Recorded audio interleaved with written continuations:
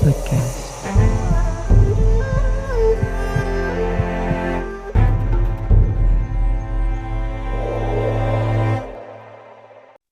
Hello and welcome to my podcast. I know it's a Monday recording and I'm already laughing, which is like, who could dare laugh on a Monday? It's not funny Monday, isn't it?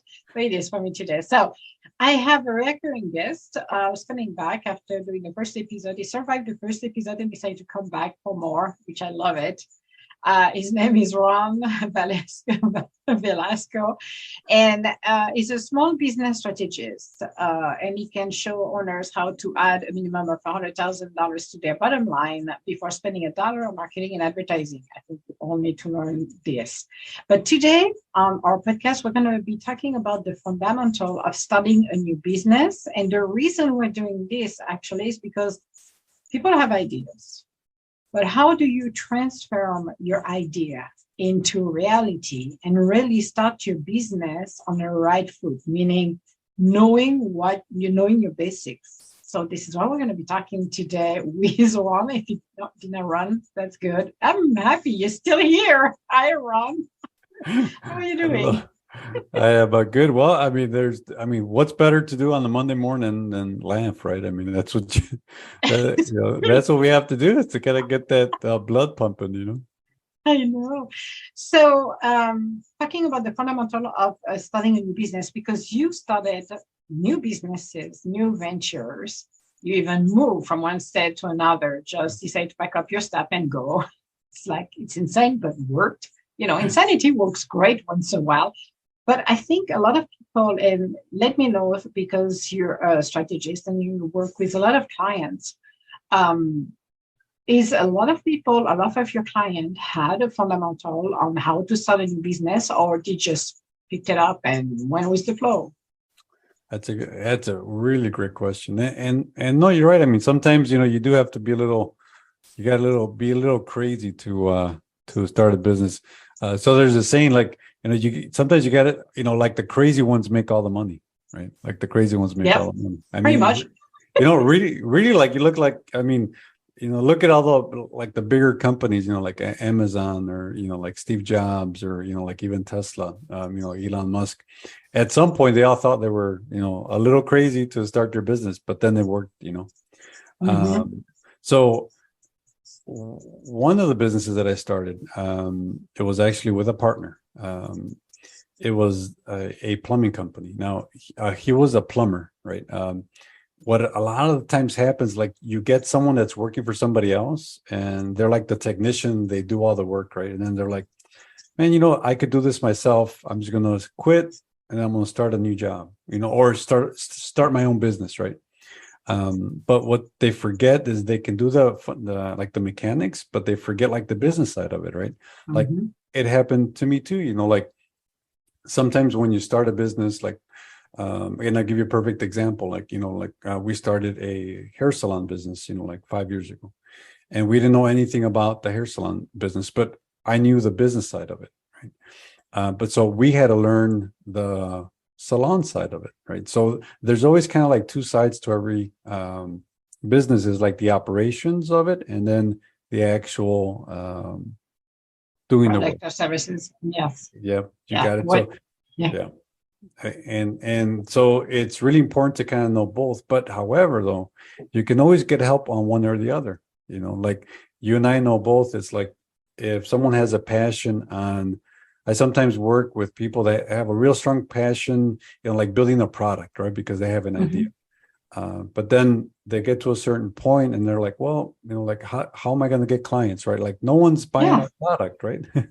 Yeah, I'm going to interject on this one because a lot of people are assuming, you're seeing ad, you see a lot of things over the internet, and you see the whatever, the Kardashian or the housewife of whatever, and you're seeing them and you see people, and it seems like so easy. It's like, well, they got their clients, they're all coming, right. So I'm going to do the same. But is it really the same in reality? That's a really great question because I'll give you a perfect example. So I have a new client. So she is a esthetician, but she She does skincare, but she actually has her own line of product as well, right? Nice. So then she wants to transition from doing the actual work to sell Mhm. her product and have training courses because she's been doing over 20 years. Yeah. A real conversation last week happened, so we're working on the business, and then she actually, kind of started crying. And I asked her why, and she says, "Why is it so difficult?" I'm like, "What is so difficult?" She says, like you said, like, why can't I just sell my product? And I'm like, well, we're working on it. She's like, but there's so many people that I see that already are successful in selling similar products. Like you said, especially nowadays, we see other people, like, all the success that they're getting, but we forget, Mhm. that they went through something, right? Like to get to that point, like to get customers, like you said, it's like their customers are out there, but we have to have that plan and those fundamentals. And that's really what we wanted to kind of cover on today, right? Like what Yep. really is the fundamentals of a business, right? Mhm. Exactly. Because, it's easy to get lost in a world of social media and easy, fast, easy street, easy run, easy, whatever it is. But in reality, it's not because you need to have the concept. I know it's funny.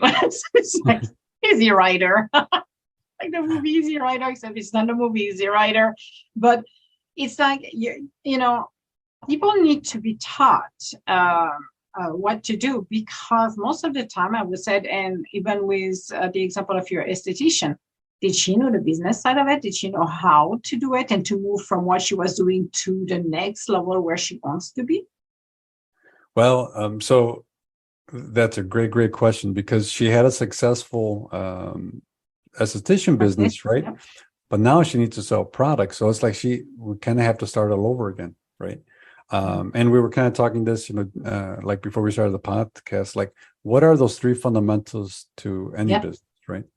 And you can really break it down into three parts. So if you think about it, like the first part is prospects, like leads. Mm-hmm. Now, they're not customers yet. They're just people, like you mentioned earlier, like people that can see your product on social media, Yeah. or so you need an audience first, right? You need Mm-hmm. leads, and then two is you need obviously conversion. You need to convert Yes.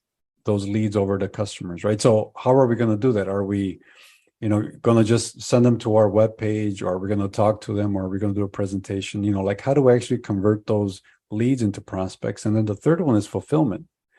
Fulfillment is, how are you going to be able to provide your service or your product? Like if you get 100 people buying your product, can you fulfill on those, right? Yes. Yeah. Uh, so, so off those three things, you always want to look at like where is kind of like that, holding pattern, like Mm-hmm. where's the biggest challenge, like, so I wanted to ask you too, like, what have you seen, like in like businesses that you talk to, like leads, conversions, or fulfillment? Well, that would be the leads, the brand awareness, because a lot of people, well, there is two situations. One, people who go to their website but never convert. Yeah. They pass, they see, they leave. But the other thing that I found that talking with different business owners is they don't see they exist. They've been there. I have one who have been there for 30 years, and she's not known where her business is. However, that's the interesting part of it. She does more business outside of the state. 75% of her business is outside of the state.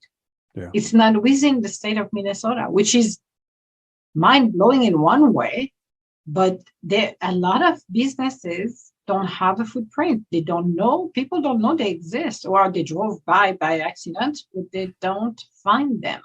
Yeah. So there is two big things here for the prospect is they are not known, or they go to their website or their Facebook and they look at it and say, oh, that's nice. And they're not Yeah, converting. absolutely. No, so you bring up a good point.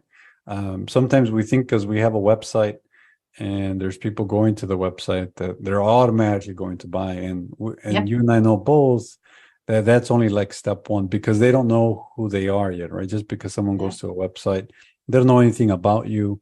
Mhm. And nowadays, like we talked about, there's a lot of noise in social media, right? So there's this rule, like the rule of seven, like someone has to see you 7 times in order to actually take action.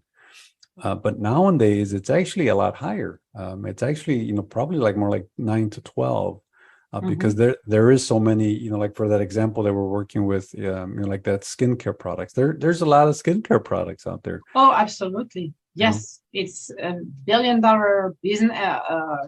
business area to people to, there's it's over $1 billion on this one. But the problem is which one is right and how can you stop to be part of the background and you move up to the front stage where people will say, yes, I want to buy it, because a lot of businesses are part of the background. So how do you move from being part of the background where you're just part of the noise to really attract your target market? So that's a great question. So you really have to answer 2 questions, and you really have to enter the conversation that's going on in your prospect's mind. And sometimes we think, how are we gonna, actually enter the conversation in someone's mind? But it's actually pretty simple. It's actually, we all have 2 questions always going on in our the conversation in our mind. The first one is we have a problem that we don't want, right? And then 2 is there's a solution or result that we want but don't have. So then those 2 questions become is like what is the problem that you're actually solving in your prospect? Right. And then the second question is, what's the result or solution that you are giving to your prospect? So that's really simple. So I'll give you an example. I have this other client that she makes handmade soap bars. Now these soap bars are actually specific to like different skin conditions, like psoriasis or like, dry skin. Now, she's not just selling bars of soap because they cost like $20, right? And they last about like a month, but they're actually medicated, like all 100% natural. Yeah. So then what we have to say, we're not selling soaps, is we're actually solving a pain point, like someone that has really, dry skin, right? This is this will cure their skin within 2 weeks. So we really got to talk about the problem, right? And then so I want to ask you too, is like, do you see a lot of businesses out there really solving the problem, or are they just kind of promoting their product? More promoting their product than solving the problem. They don't educate. Yeah. Here's the problem. Here's the issue, the main issue, I think, the pain point is that when people start their business, and that's my view. You can share yours as well, because this is why we're having a conversation. It doesn't go one way, but it goes both ways. Yeah. Is that instead than thinking about their website, they're going to see another website and they're going to want the same thing. But that website is somebody else's website. It's not their website. It's not their messaging. It's nothing but they want to copy it because they like it. And that's one of the main issues I see in regards of website, because it doesn't educate. It doesn't tell you, well, those bars are at $20. There's a reason they're at $20, first of all, because they are here for a function. The function, if you have an issue with dry skin, so whatever the issue is, well, that's my problem. This is my solution right there. So I want the solution to the problem. But if it's not explained, or if the message is different and it doesn't even target correctly, then yeah, that's a problem. And that's one of the main issues we see when we're looking at website. Yeah, no, and you bring up a good point. So when businesses bring up their, develop their websites, they just kind of look at their competitors. Same thing with pricing, right? Like people just look at what their competitors are pricing. But one simple formula is that we can make it really easy for them. And when developing your messaging or even your website, is you can follow the conversion equation, right? It's really simple. I mean, it's essentially 4 steps. So the first one is you want to state the problem that you're solving. Really simple, right? So like the first thing people should see on your website is like, what's the problem that you're solving? Is it dry skin, or is it like a specific pain that they're having, like in their joints, or and then so second is you want to state the solution that you're offering, like you can reduce your pain by 80% in 2 weeks, right? Or but you specifically have to specify the solution. Then three is you want to educate, and you mentioned that education is so important, right? Because we don't know anything about the person, about the bars of soap, so and then fourth is the offer, and now the offer, a lot of the times business owners think like, I want to offer like 10% or like a certain discount, and you and I know both that discounting is not the best way to grow a business. Nope. Right? That's the worst thing you can ever do to your business. Absolutely, because your costs still remain the same. Like to make the bar of soap still costing the same. As soon as you give a discount, it's affecting your profit, right? Yes. So other offers that you can give is either you can offer to educate, right? Like for instance, like this podcast is a great way to educate people. You can create a like a little ebook to educate people on why they should buy your soap. So there's even offers where you can even hold like a seminar, right, where you're educating and helping people along that process. Because like what you mentioned earlier, not everyone's going to buy like on day one, right? Nope. No, that's true, because some people are ready and some are not. That's part of the buyer's journey, actually. So I know. No, hey, we should teach a class together. Right, I agree. No, and see, so that's a big problem that I think a lot of businesses like we experience is when we do marketing, we expect it to work the first time. Yes. Right? And we know that like 1 to 3% of the people out there, those are people ready to buy, like I mentioned, the buyer's journey. But then there's 97 to 98% of the people that might not even know that they have a problem yet, that you're trying to solve. So we have to educate them. We have to state the problem. Because we are in a busy world, so we have to repeat it. Remember, now we have to tell people more than 7 times. If it's email, text, a podcast, or we have to seminar or like hold the class, right? And we have to keep talking to them, like about their specific problem and the solution that they want. So I have a question for you, because now they heard this. My only concerns is, if, like in the case of the bar soap, so there is different illness, I don't want to call it illness, but uncomforting situation with your skin that can be, well, it's an illness too, because there's some it's created this way. But either way, anyhow, and we're not going to cut this one, so it doesn't make any sense, but that's okay. It's Monday, people. If you have several pain points, because I'm concerned of people say, well, I'm going to create my website. So the majority of people will decide, I'm going to do my website on my own. It's going to be awesome. It's going to save me money. I'm going to do the layout. I'm going to do everything. Now, imagine you got 5 or 6 different pain points.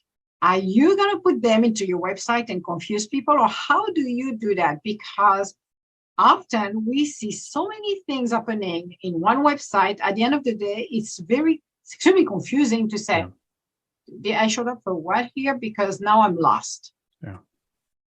Because it's easy to lose your prospect into your website if it's too confusing. So if people have several pain points, should they list them all out there, right there on the front page, on a landing page? Or how do they go about, maybe I should put 1, maybe 2, or what should they do as an alternative, if any? That's a great question. So as we have a business, we know sometimes we solve multiple pain points, right? It's not just one, because we can help different people in different ways, right? Yes. And so sometimes it's really difficult for us to be able to put it all in one message, right? Or like you said, we put everything in the one website, and it's like, it's confusion, right? Yes. So obviously you want to identify those different pain points. And then the most important part of it is to be able to communicate that pain point to the specific target market that you're going to address. Like I'll give you a perfect example, that business owner with the bar of soaps. So she addresses dry skin, but also acne, right? So acne, the specific people that like in social media are on Instagram because they're younger, right? So she has a landing page now that we developed specifically for the people that are on Instagram, that they can click specifically for that pain point for acne, because we don't want to confuse them with dry skin, because Yeah, they could care less about dry skin. exactly. Yeah.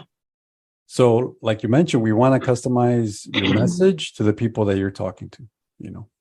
So if they so they have so do they have to use social media like Instagram and everything else, or could they just only focus on their website, or would it be best to use a combination of both? Well, I think a combination of both, because so the website is really important because of the message, right? And then that's when you really have time to be able to kind of specifically tell them about the problem that they have and then the solution. So the message is really important. And then if it's social media or if it's LinkedIn, you have to find where your target market is, right?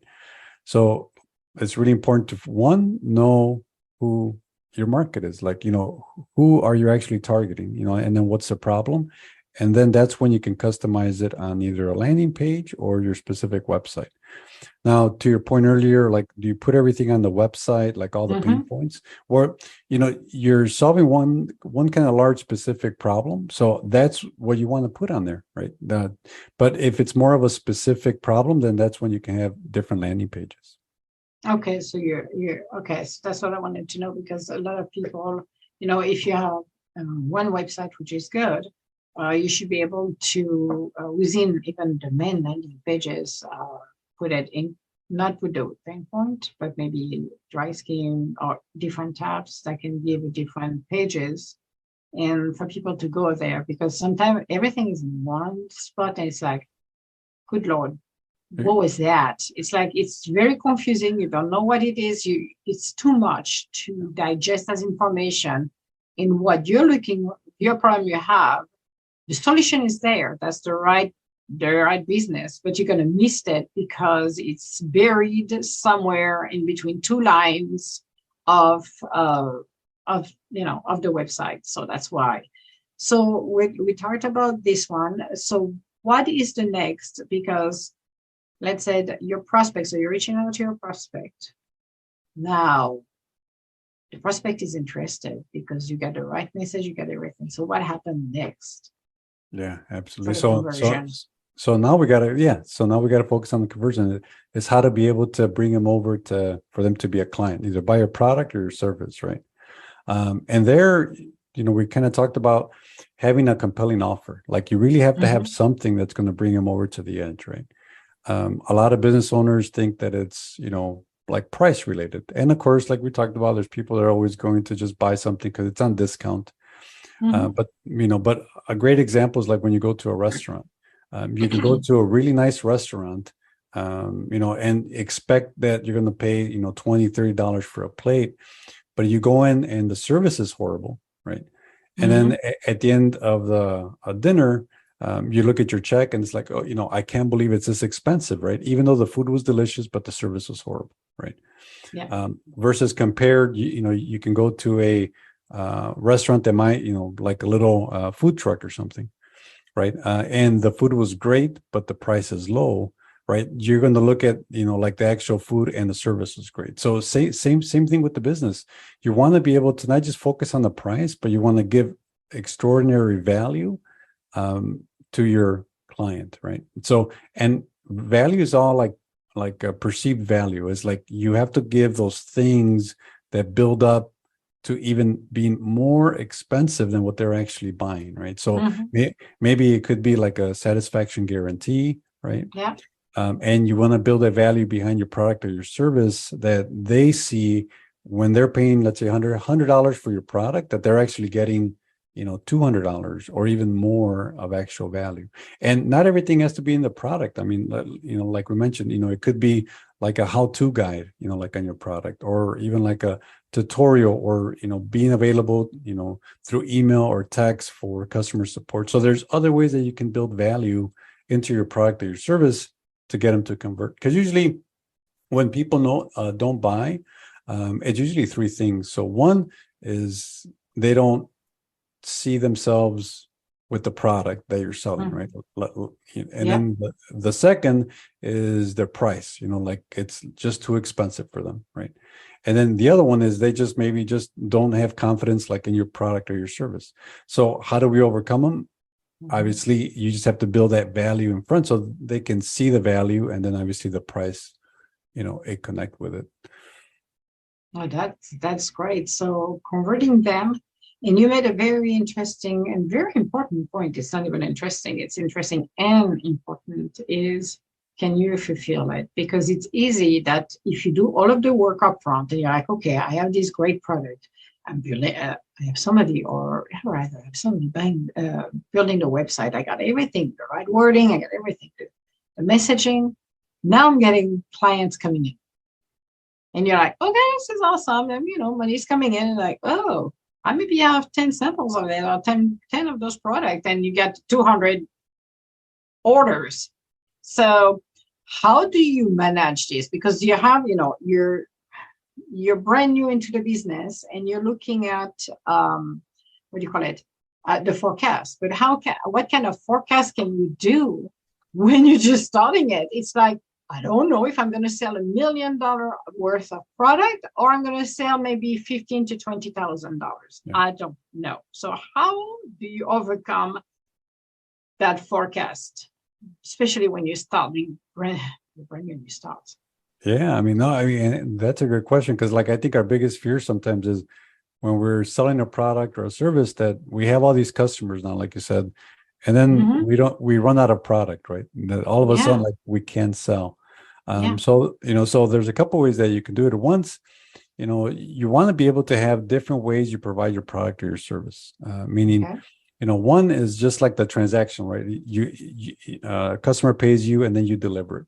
But you want to find different ways, the way you can generate revenue. So one, if it's just a product, but let's say, if you're manufacturing this product, or maybe you can find someone else to manufacture it for you.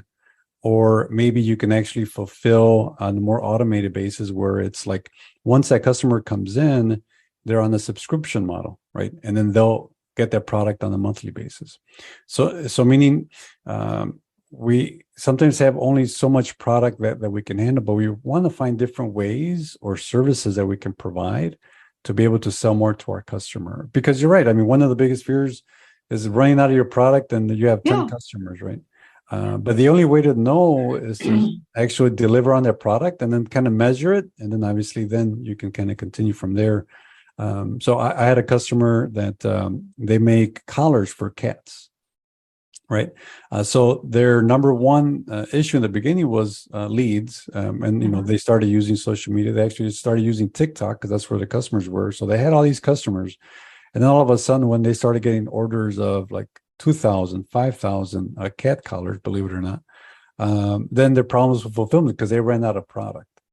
So then they went back into their conversion side of it, and then they into the fulfillment, and then they found out that they needed to optimize that fulfillment side and the manufacturing side of it. So sometimes it's a back and forth thing, right? So you have to sell, and then you have to optimize, sell, and then optimize. So it's always changing on the fulfillment side. You just have to find different ways to be able to, kind of optimize it as well. And sometimes you just got to jump in, like we said. Sometimes you just got to do it.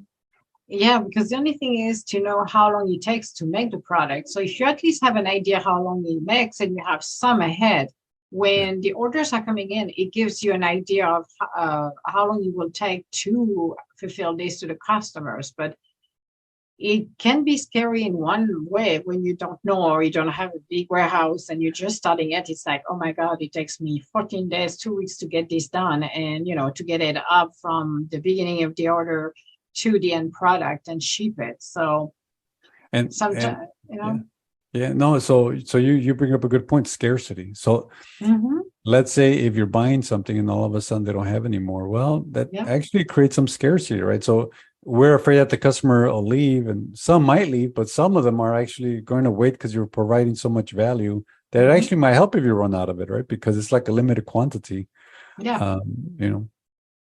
But you always have to think about a backup. I always say to people, and when I was in corporate, I always said, you have a supplier, you need at least a second supplier that is capable to turn around in less than 24-hour notice, turn on the machine and just do it. And a lot of people don't think about it. Maybe they have a hard time because, like in a healthcare beauty, like you're talking about the esthetician, She might have take forever for her to find the right manufacturings to produce her beauty line and other line of beauty. You know, line of beauty, isn't it? It is, yeah, yeah. Okay, because I start to flip the words around, and I'm only on water. It's so sad for a Monday, and I don't drink. That's awesome. So, uh, it took very long for her to find the right company, it could be a very big problem for her in case there is something happening or they don't get the right supply or something happening in their supply chain that will stop her to produce to get what she needs. And in I would say 99% of the time you can find a backup suppliers, but in some instances, maybe hers, it might not be possible to have another one up and running on due time or as a backup because it's going to need, you go through the process. They have to respect the formula in your product, whatever it is that could slow down to have somebody as a backup, or at least it's not possible. Like Apple, there is some of their stuff they do. It's not possible that any other company can do it. It has to be that specific company, so they are at the mercy of the vendor. Yeah. So that is, I think, one of the challenges as well when you're looking at companies and growth and how to run your business. Also, because you work a lot with clients and a lot of startup, you do work with a lot of startup, don't you? Correct. Or young companies. Yeah. Call it young companies. Young companies, yeah. Young companies. That's something, Yep. that's something better. And so those startups, so those young companies, like you mentioned, like that's their biggest fear. It's like once they start, like, once that they're going to run out of product, or, like if it's a service industry, like, they only have so many employees to be able to help so many people. But like I said, that is part of it. Now, one of the things that we have to remember is like the law of supply and demand, right? Like if there's low supply, there's going to be high demand. And then if there's high supply, there's going to be low demand. Yeah. And, that's just the nature of business. But what we do is, so what I see in startups is they start growing and they're somewhat afraid. It's like, what if we can't fulfill? But again, that's how you grow, right? I mean, and like you mentioned, that's part of the process, that you have to, obviously, first get those leads, then you got to convert them. You got to get customers because, they're going to pay your bills. Then you just got to deliver. And then, whatever you can't deliver, then you change, or like I said, you find different ways like backups to be able to provide it. Absolutely. Now, for those young companies, when they started, and I don't know if you have seen this too many times, but one person, generally the owner, wear multiple hats. Yeah. So that is a challenge on its own, because spending too much time to run an operation, when it's 3 to 4 people at the beginning and you're starting to make the money, it's good. But as it starts to grow, how do you approach the idea for the business owner to let go of the rein and let other people take them so they can actually do the work, and for that individual to create more of the product or services, so innovations, getting a different vision, so what they want to do next, move the company to the next level? That's a great question. And that's where a lot of businesses get stuck. Like you said, as they're growing, they're still doing everything, right? So it's that control, like you mentioned. So it's really easy. Just find out that specific thing or those things that you hate doing, like those things that you don't find pleasure in, right? Because you always get, usually from what I see, especially like in partnerships, there's always two people. One is the creative side, like you said, right? They're the ones that are innovating in the business. They're the ones, speaking to customers. And then you get the other side of it, where those are the operations, or run the numbers, or do the costing, the pricing. So find those things that you really don't like to do and just have someone else do it, because that's the easiest thing to give away, right? First. Yeah. That way you can focus. But so, the way, I tell my clients is just do a list from beginning to end.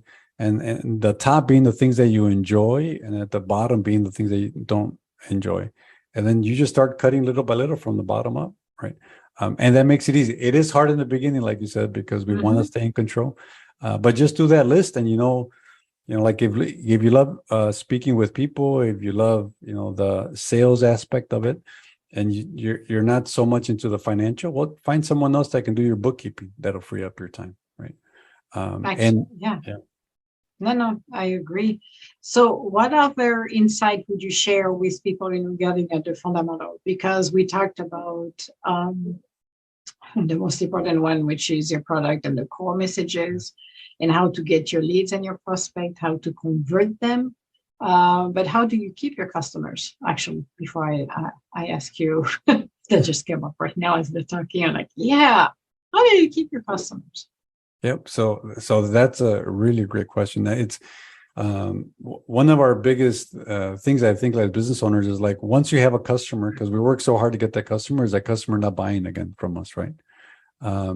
So one of the most important things is how to keep it, like you said, like that customer retaining.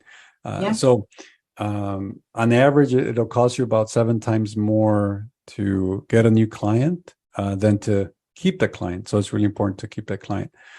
So one of them is like you talked about innovation, right? Is we always want to be able to, provide them more products, services that they want. But nowadays, what we're seeing, Emma, is more like an experience economy, meaning it's not just buying a product, because you can buy bars of soaps, on Amazon, or you can buy soaps, in 1,000 different places, but it's that experience that you're giving, the way you're making your customer feel.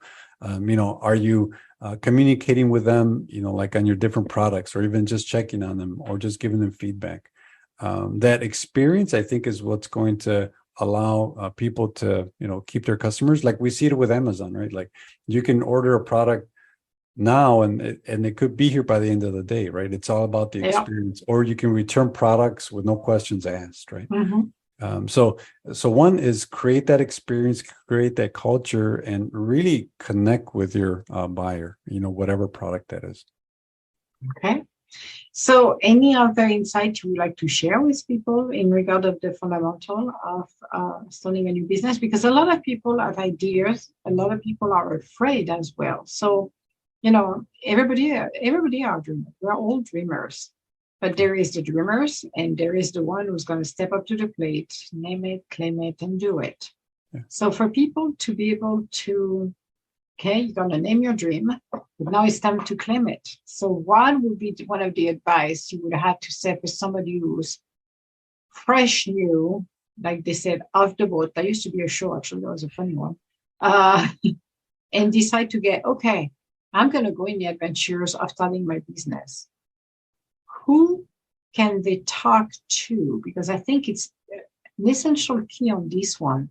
You want to talk to your friend, to your neighbor, and awesome. But they probably are not in a business to help to do things together. Yeah. So how they can figure it out who to go or to approach to be able to really start it up properly. Yeah, absolutely. So that's a really great question. So we all have different ideas and we have passions that we want to start into a business. One of the ways that we can advance of, even gaining 5, 10, even more years is to either talk to someone that's done it already, or, talk to a business coach, talk to a business consultant, or even talk to someone that's had a business of the same type that you're thinking of doing, because they can give you a lot of advice of the things of what not to do, right? And what mistakes or what challenges to avoid and how to solve them, like right from the beginning. So, really reach out to either like a mentor or a coach, find someone that's done it already, the thing that you want. That's easiest because that will save you a lot of pain. It'll save you a lot of time, right? I mean, money and pain. Yep, absolutely. It's always, I think it's always better to learn from other people's mistakes than to do them, If you can avoid them, yes, exactly. I totally agree with that. If I don't have to go in and meet the pothole here, I would be more than happy to avoid the pothole. But I found it very interesting what you said, because I think I got the next topic for us actually on our next podcast here. Because by the way, just to let you know, for you too, you're coming back. So okay, perfect. Oh, it's been a pleasure. It's not like you got a choice. I like it. I know how to contact you, Juan. Perfect. Perfect. No, I like And the to conversation. I like the and to be conversation. honest with you and the rest of people, because I had a conversation with other business owners and coaches, we always said, and I agree with that, a coach need a coach. All right, guys. So Juan actually is my business coach, just to let you know as well. So see, you always hired a coach who has a coach. And I believe Juan has a coach too. And I have a So coach as well. I do. exactly. This is how we work. So it doesn't mean that we're good at what it's not mean that we're bad at what we're doing, but somebody who has a coach, somebody who will continue to help them, to challenge them, where you can use them as a soundboard. That's the person you want to hire. Just FYI. And even Colette Baron Reed said it, and she's not a coach. She has nothing to do with coaching or strategies in business because she's in a different arena. Said the same thing. She has a coach, she has people where she can bounce back. And a lot of coach then will do that as well. So it's better to hire somebody who has a coach. That means that somebody who's going to listen to you and really tailored everything that is needed for your own business, than somebody who thinks they know everything and you end up to not be happy at the end of the day because it's not going to deliver what you need. But coming back to Juan, yes, I do have actually, and I'm writing it down because I'm going to have to remember that maybe when we're going to do our next podcast, I think is the thing not to do. We need to talk of the things that the mistakes, the errors, and the typical errors and mistakes that we can make because we have no idea. Yeah. Because the lack of knowledge, that's why when we're talking, and I know a lot of people are, and I have conversation with other business coach and leadership coach, a lot of people are afraid to hire coaches and strategists because they're like, oh my God, this is not going to go well, or I'm not trusting that person. But when you have no knowledge, how do you think you're going to acquire the knowledge? Even, the wonderful example you said, reach out to other business owners. If you want to start your business, interview them.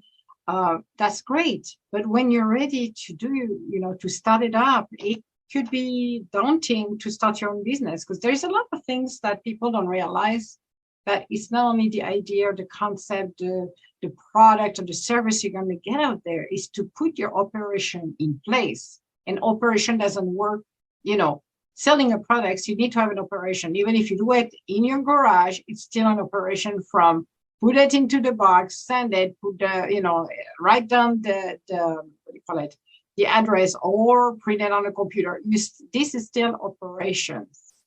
And a lot of people don't know. Same with marketing, same is, we talked at the beginning of the conversation. One of the biggest faux pas that I have seen is people removing their website because there is no traffic. That is scary. What are your thoughts on that? I mean, you need a website. I mean, obviously, like we opened it up, we're talking about brand awareness. People need to know that you're out there, right? So and there's different ways to get traffic, right? I mean, there's SEO, there's social media, there's paid advertising, and you need a website. Like you need a online presence because that's what we're used to now, right? It's like if you're a business, you straight go to the website. But like you mentioned earlier, the website has to have the right information, has to deliver the right content to your prospect. So that's extremely important. If the website is quote unquote not working or getting your customers, well, that's when you got to talk to someone and really kind of see what that website is actually, what kind of content and what messages is it actually giving you. But it's really important. Like you need that online presence nowadays.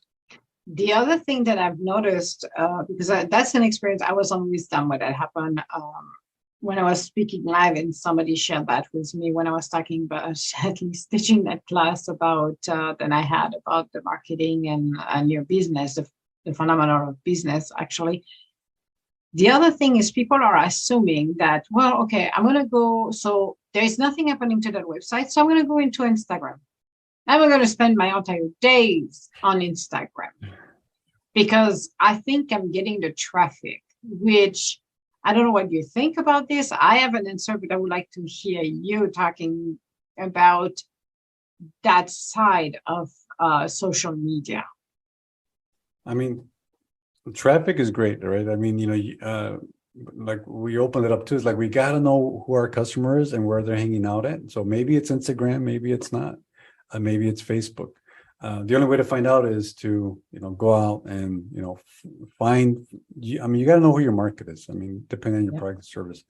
And traffic doesn't mean conversions, right? So No, that's the you can have, problem. yeah, A exactly. million followers, that doesn't mean they're going to buy your product. You're going to be Well, entertaining for 5 minutes, but that's it. It it doesn't matters. Yeah. guarantee anything.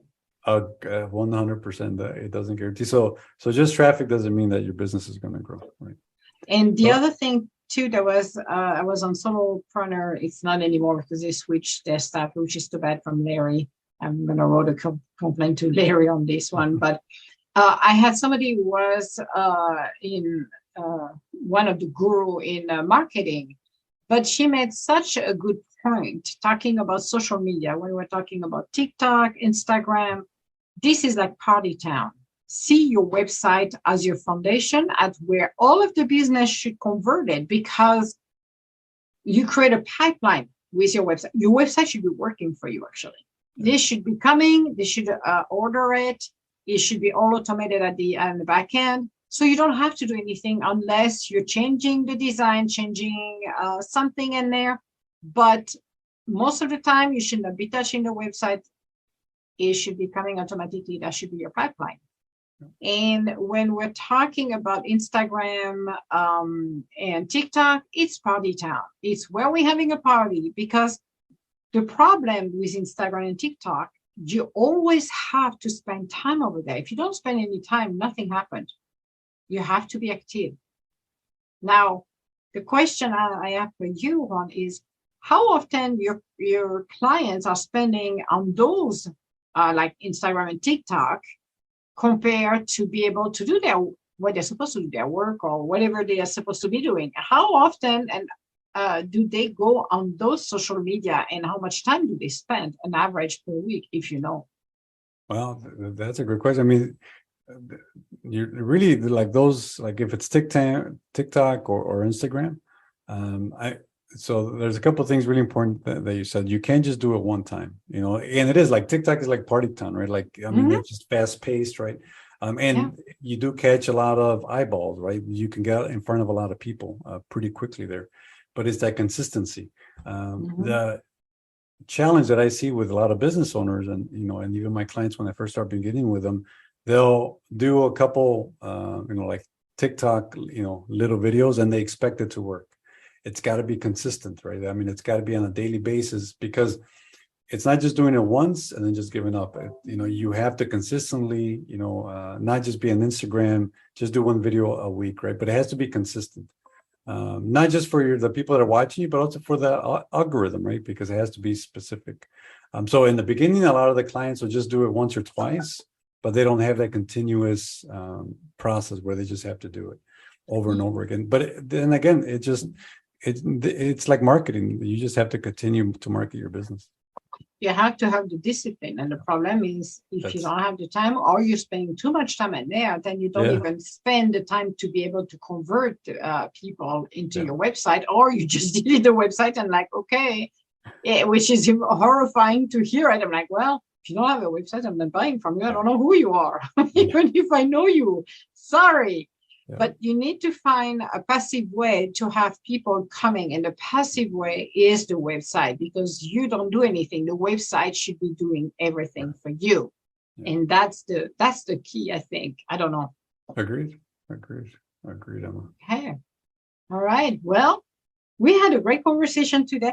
Do you have any thoughts or insight or something you wanted to share or advice before we are closing the show? I think one of the biggest is, like if you're thinking of starting a business, is just, obviously, for one, you got to take action, right? And then reach out to someone that can kind of give you that guidance, where they can save you a lot of effort. But, if you have an idea of a business, just take action. Speak to someone, business coach, consultant, or even like a mentor, someone that'll kind of give you that initial confidence to be able to get started. But just get started. I think that's the biggest message. Awesome. And how people can connect with you? They can go to my website, scalemyprofits.com, or they can email me at Juan@scalemyprofits.com. Fabulous. So Juan will come back. Yes, he has no choice because he has to come back.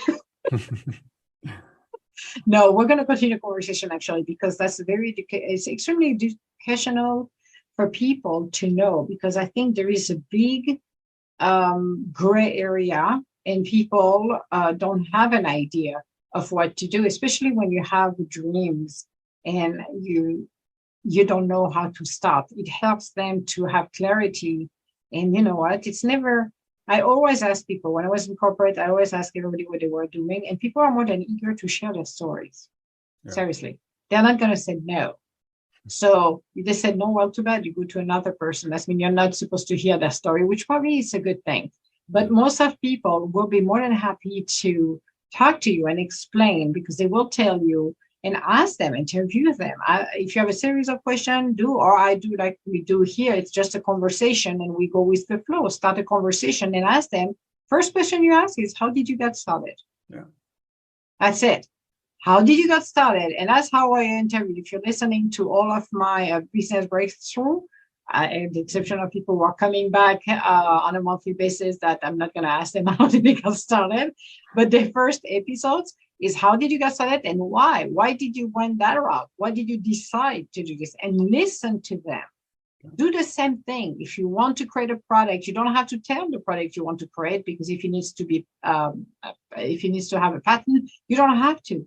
But just ask them, how did they get started? And what was their biggest challenge? Ask them for their challenge, because a lot of people have an assumption, oh, yeah, and that looks awesome. They don't have a problem. Yes, we do. Every single day we have a challenge. Yeah. But ask those pain points, because it's not all roses and bonbons. But to be honest with you, it's worth the ride. Seriously. So next month we will, see, here we go. You have no choice. He's coming back next month. Whoa. Next month, and I already want to do about the faux pas, one not to do, because I think we talked about what to do, but we need to talk about the one not to do. So at least learn of what we have done. I'm sure Juan, who has done many startups and done many business and work with many clients, can share with us some of those not to do, those big no-nos that we might be doing without realizing we are doing it, because we don't know it's a no-no. So I would love to have that conversation with you again, and I'm sure the audience would love it. So thank you so much, Juan, for today's podcast. I think we're going to do another Monday. I like Mondays. That sounds good. Motivation laughing Mondays. How about that?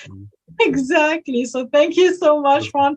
Have a beautiful day, and we'll talk to you next month. Thank you. You as well. Bye-bye. Bye.